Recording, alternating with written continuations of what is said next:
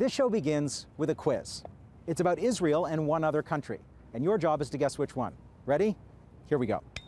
In 2006, when Hamas won democratic elections, this country was the first to cut all aid to the Palestinian Authority. In 2009, during Israel's attack on Gaza, the UN Human Rights Council passed a resolution condemning the attack. This country was the only one that stood with Israel in that vote. When Hugo Chavez expelled Israel's ambassador over the Gaza attack, this country said that it would take over representing Israel in Venezuela. All right, which country are we talking about? If your guess was the United States, you would be wrong. The correct answer is Canada. In the past 4 or 5 years, Canada has emerged as Israel's most fervent supporter on the international stage. Meanwhile, here inside the country, there's a battle going on between a powerful pro-Israel lobby close to the conservative government and a growing Palestinian solidarity movement that sees Israel as an apartheid state and is calling for boycott, divestment, and sanctions. On this episode of Fault Lines, we take you inside the debate over Israel and Canada, the other special relationship.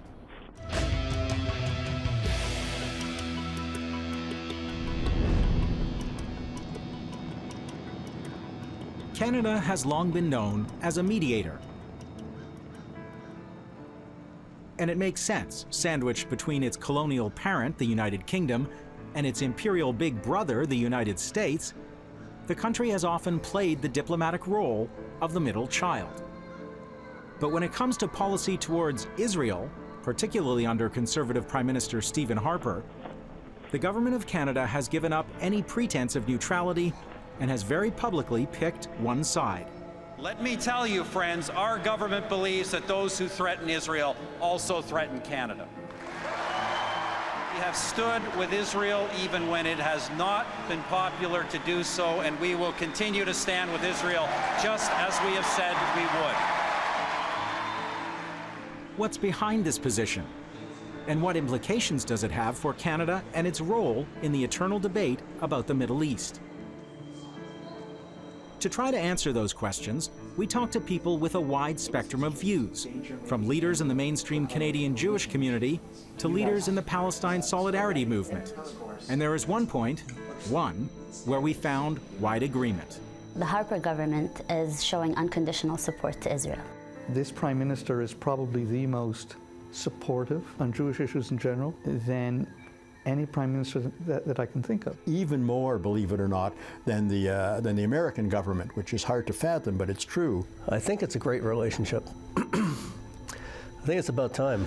There's no doubt Israel is very pleased with the positions that the Canadian government takes. Canada's shift to an enthusiastically pro-Israel foreign policy actually began in 2005 with Liberal Prime Minister Paul Martin. But in the Harper era, there have been a series of historic moments in which Canada made its loyalties clear.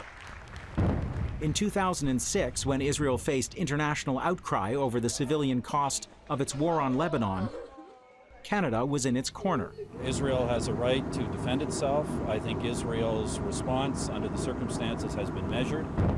During Israel's attack on Gaza in December 2008, Canadian cabinet ministers suggested that the burden of responsibility lay with Hamas for firing rockets. And on the day when Israeli commandos killed 9 members of the Gaza Freedom Flotilla, Israel's prime minister shared a photo op with Stephen Harper in Ottawa before rushing home to deal with the fallout. Prime Minister, as I told you, Canada deeply regrets this action, the loss of life and the injuries that have occurred. People like to think of Canada as the peace broker, the kind ones that are honest brokers in the situation. Unfortunately, that is changing very fast.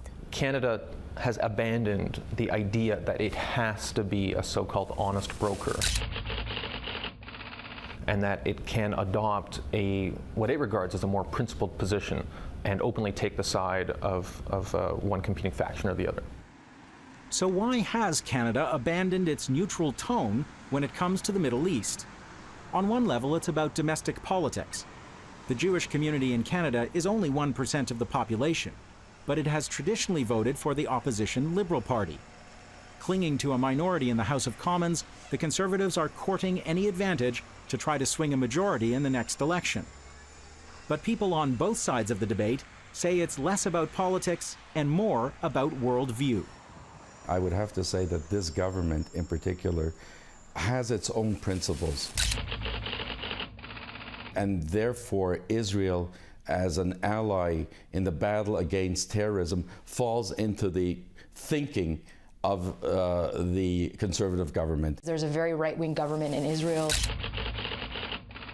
There's a very right-wing government here. They have the same economic interests in terms of military trade. Canada does over $1 billion of free trade with Israel. A lot of it is military. Frankly, none of it adds up. There's this 100% knee-jerk, automatic, ready support for Israel, and worse even, I guess in my view, the notion that any criticism of the Israeli government, which at the moment happens to be one of the most reactionary, racist, violent governments in the world, any criticism of them is de facto anti-Semitism. The Harper government denies that it's trying to silence criticism of Israel, but it has been aggressive in dealing with those it claims are anti-Israel. Immigration Minister Kenney spearheaded a government effort to ban British MP George Galloway from entering Canada for a speaking event.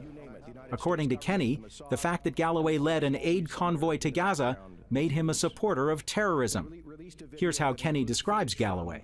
A major financier of the anti-Semitic death cult called Hamas. A federal judge disagreed.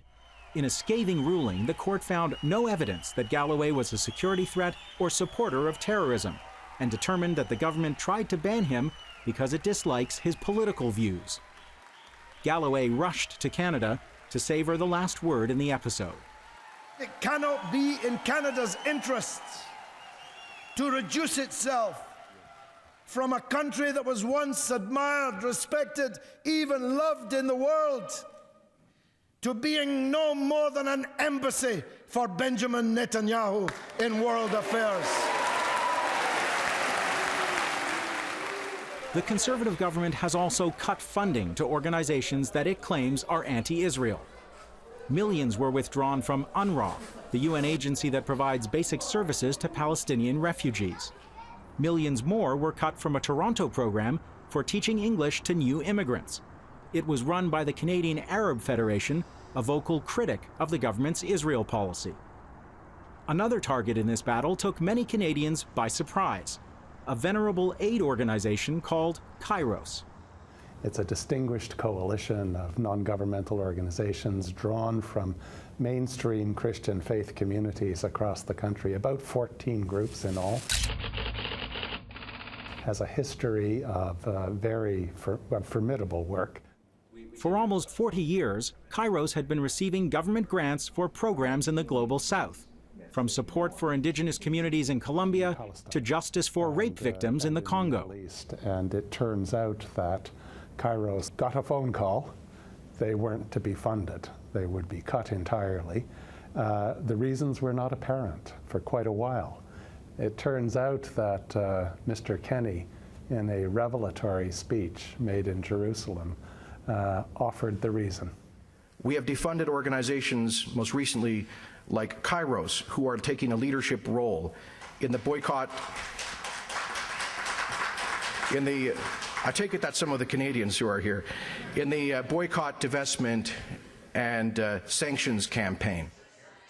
There's one problem with this allegation. Kairos Canada played no such role. In fact, after a long internal debate, the coalition had come out against the boycott campaign in a policy statement made public a year earlier. There may be an explanation for the government's confusion: a pro-boycott statement from another group called Kairos. But that was a Christian coalition called Kairos Palestine. No connection to Kairos Canada. So the minister got his facts wrong, and $7 million worth of aid for countries, for humanitarian work in foreign countries, was cut as a result of a factual error. Would you be concerned if that was the case? I think I mentioned to you before that I don't practice providing comments on things where the reporter talking to me is the only source I have for that. Inevitably, some kind of judgment calls will be made, and they'll be based upon the point of view on facts, right? Well, they should be based inevitably they will be based upon the point of view that the government has the policy point of view it has. That's just the way these things will always work. It's well known that the Harper government doesn't shy away from a political scrap. Perhaps its fierce stand on Israel is not an anomaly, but rather just how it plays the game. Its critics may call it bloody-minded, its supporters call it principled. Whichever it is, this administration sees Middle East policy not as a delicate balancing of different interests, but rather as a highly partisan contest. And it clearly has no interest in the role of referee. Governments have always felt sort of ill-appreciated in their efforts, but none of them have ever decided on the strength of that we'll just remove that voice altogether. And this government appears to be on that path.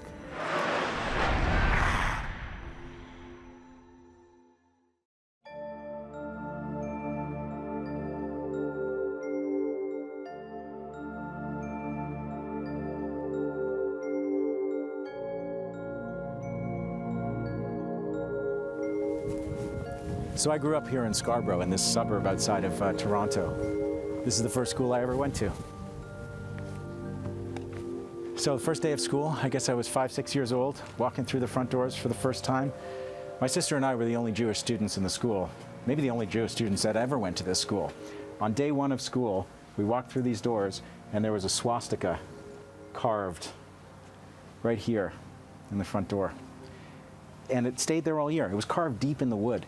The school, I think they wanted to do something about it, but they just didn't know what to do. There was no mystery about who had done it. It was a kid who I mean, he made our lives hell all that year. But the school had no policy. There was no process. There was no procedure. There was no debate in society about anti-Semitism. Finally, my parents pulled us out of school. We learned at home for a few months. 1972.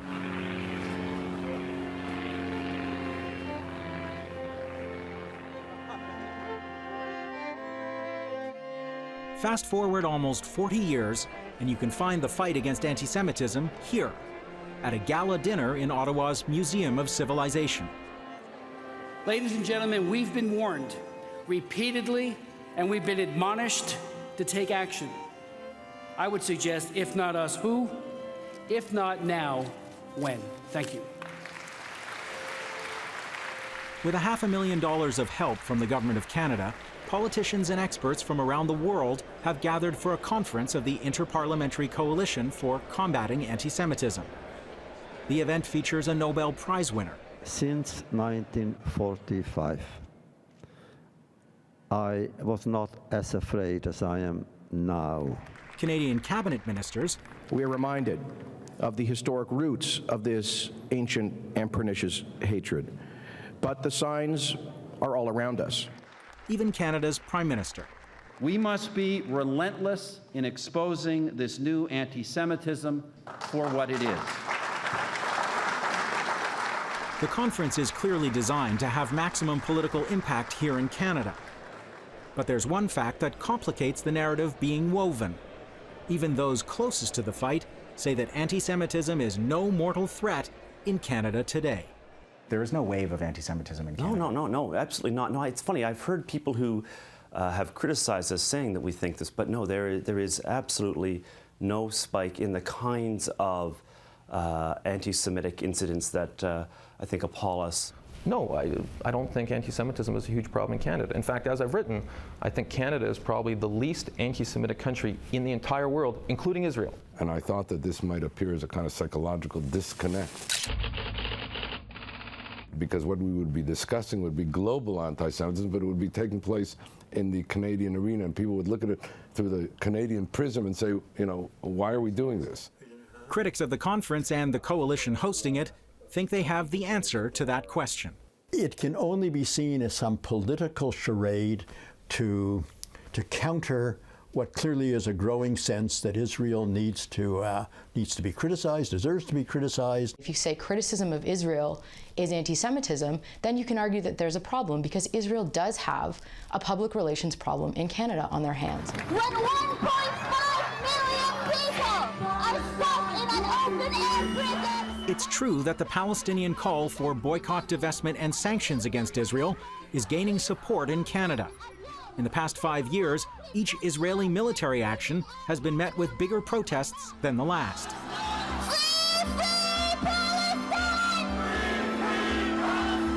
And Israel is watching it all closely. Here's how one senior Israeli diplomat views Canada. The most important arena in the world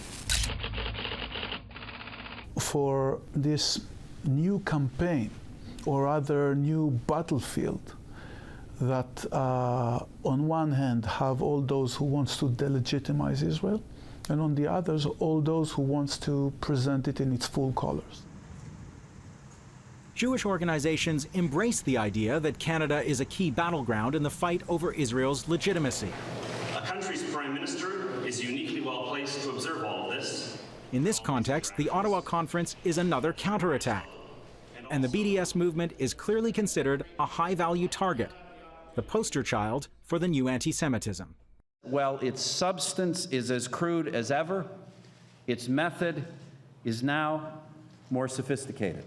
It targets the Jewish people by targeting the Jewish homeland, Israel, as the source of injustice and conflict in the world, and uses perversely the language of human rights to do so. In 2005, the first Israeli Apartheid Week was held at the University of Toronto. You have the leading political figures in Israel accepting this situation. Despite its characterization by critics as a hate fest, the majority of its events are lectures, often low-key, as academic as they are political. 5 years after the call has been made, BDS has become a term that now has global resonance. This annual campus event has now spread to more than 60 cities worldwide. And more than any other factor, it is the use of the word apartheid in relation to Israel that sparks passionate debate. You loosely throw the word apartheid around, and then you label every Jew that supports the state of Israel as a racist. It is essentially a bludgeon used to silence critics of Israeli atrocities and of Western support for them. That a Jewish state should not exist as a Jewish state, that today, for many Jews, is now the epitome of what is anti-Semitism. Israel does exist. If you look at any map, Israel is on there. It's actually Palestine that isn't. If you also look at any map today, South Africa is on the map. It's the apartheid that was dismantled. But if you say that Israel as an apartheid state must be dismantled, then you're getting to the point where you're denying its right to exist, and that part becomes anti-Jewish. Do you want Israel to disappear? I think Israel can continue to exist and not implement apartheid policies against the Palestinian people. It's apartheid that we're against. The fact that verbiage is being used on campus is intimidating and causes an atmosphere of fear on campus. And it is on campus where the most intense debates are taking place. Some Jewish students say they feel threatened.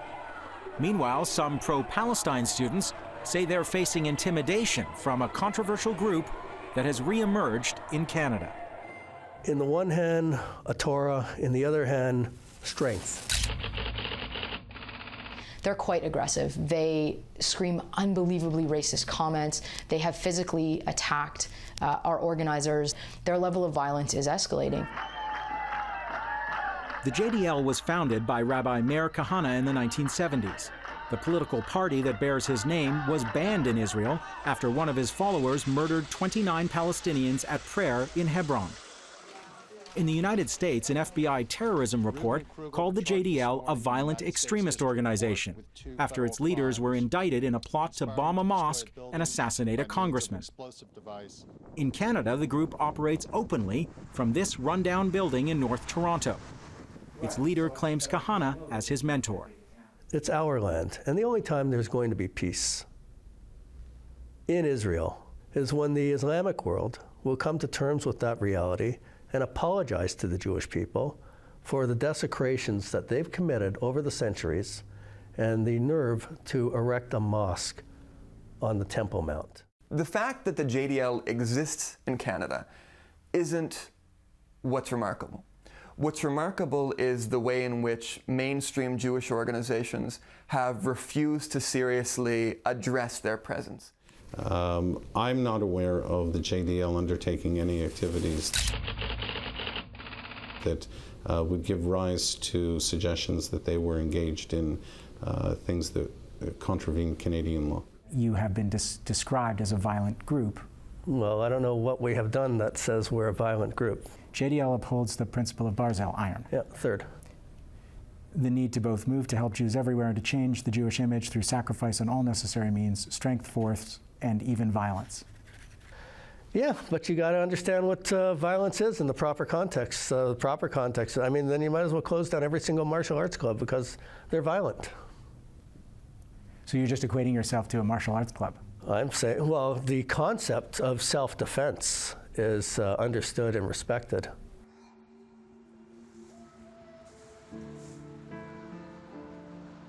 In the Canada where I grew up, the country's relationship with Israel rarely surfaced in the national conversation.